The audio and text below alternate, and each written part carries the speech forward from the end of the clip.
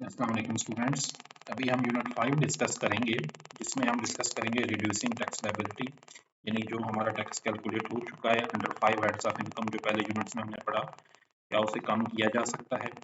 So there are some legal ways जिससे उस tax में कमी लाई जा सकती है।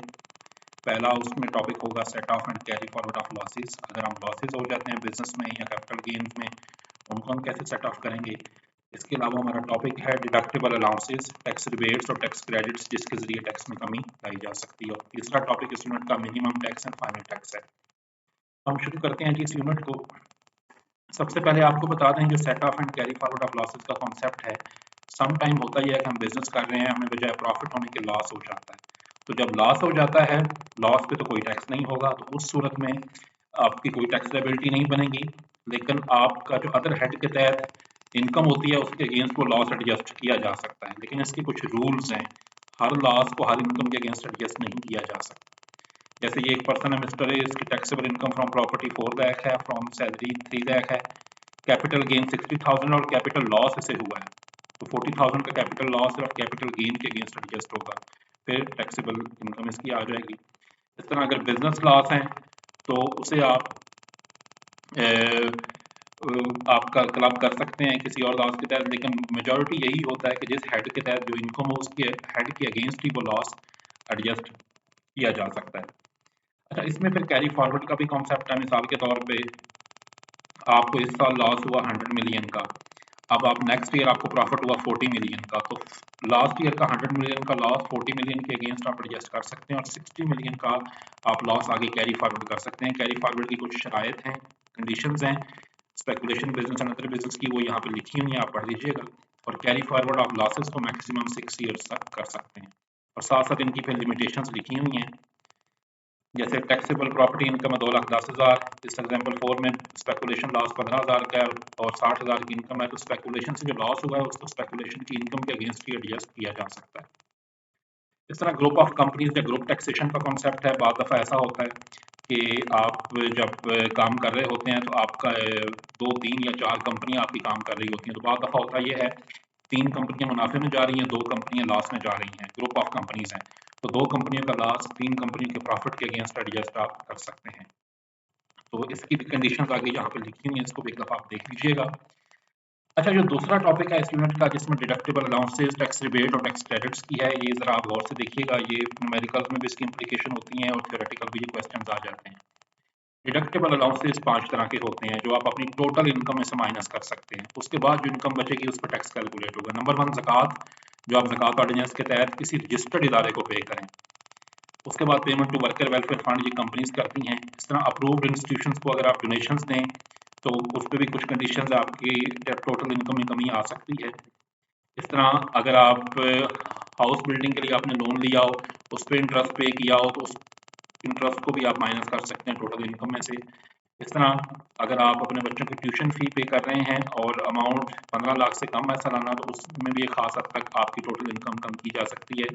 ये हर एक के साथ आगे कंडीशन लिखी हुई है कि कितनी कितनी वो मैक्सिमम अमाउंट आप माइनस कर सकते हैं। आगे हम न्यूमेरिकल्स में देखेंगे भी। तो ये 5 डिडक्टेबल अलाउंस हैं जिनसे आपकी टोटल इनकम कम हो सकती है। उसके बाद है टैक्स रिबेट। टैक्स रिबेट का कॉन्सेप्ट ये है कि जो आपका टैक्स कैलकुलेट हो जाएगा रेट अप्लाई करने के बाद, उसमें आपको डिस्काउंट दी जाएगी। किस किस को दी जाएगी? नंबर 1 सीनियर सिटीजन, जिसकी उम्र 60 साल से ज़्यादा हो और इनकम 10 लाख या 1 मिलियन से ज़्यादा ना हो, तो उसका 50% टैक्स कम कर दिया जाता है। इस तरह जो फुल टाइम टीचर या रिसर्चर होता है, उसकी भी 40% टैक्स लायबिलिटी कम कर दी जाती है, 40% डिस्काउंट दिया जाता है। इस तरह जो डिसेबल पर्सन है, जिनके पास नादरा का डिसेबल का कार्ड हो, तो उनकी भी टैक्स लायबिलिटी 50% तक कम की कर जाती है। तो ये टैक्स रिबेट्स भी आपने याद रखनी है। उसके बाद कॉन्सेप्ट है टैक्स क्रेडिट्स का। टैक्स क्रेडिट आपको दिए जाते हैं फॉर मेकिंग डिफरेंट एक्सपेंडिचर्स।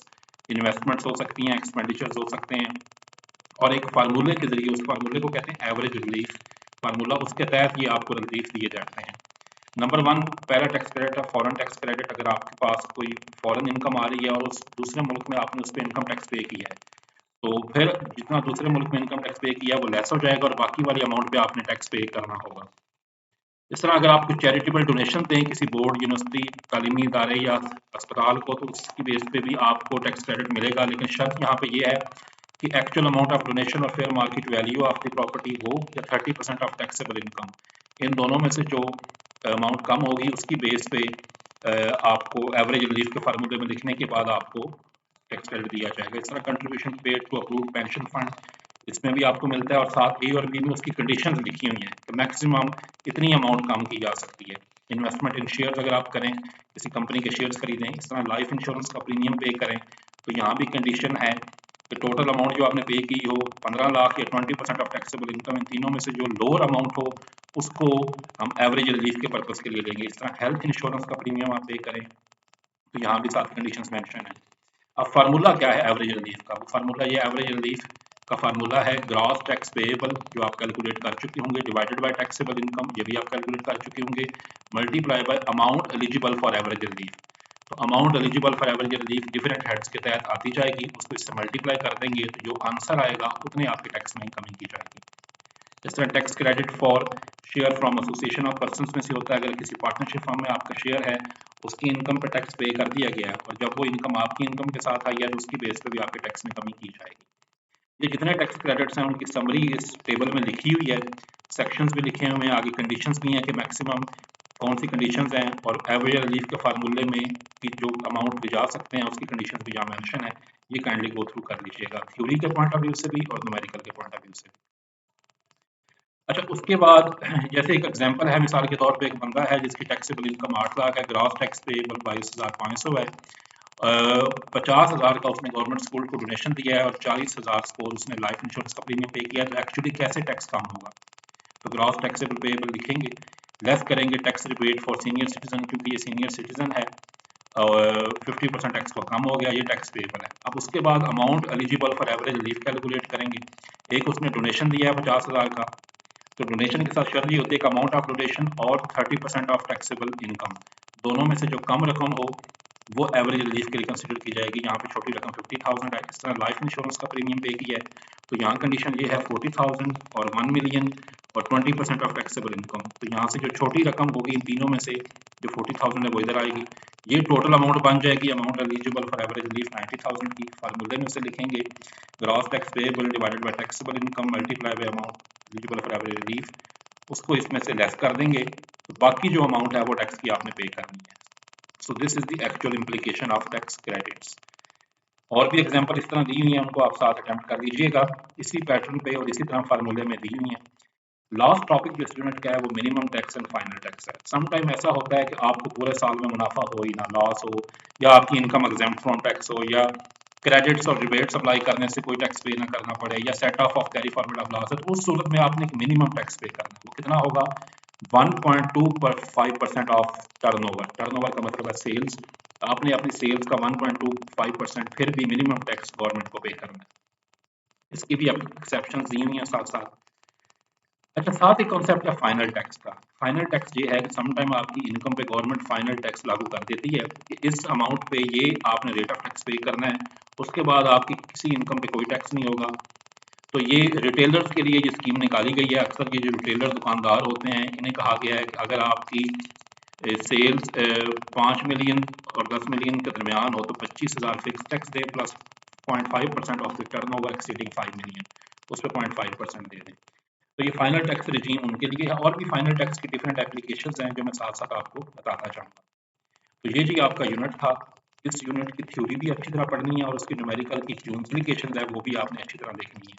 साथ साथ एग्जाम्पल सॉल्व करते जाएं।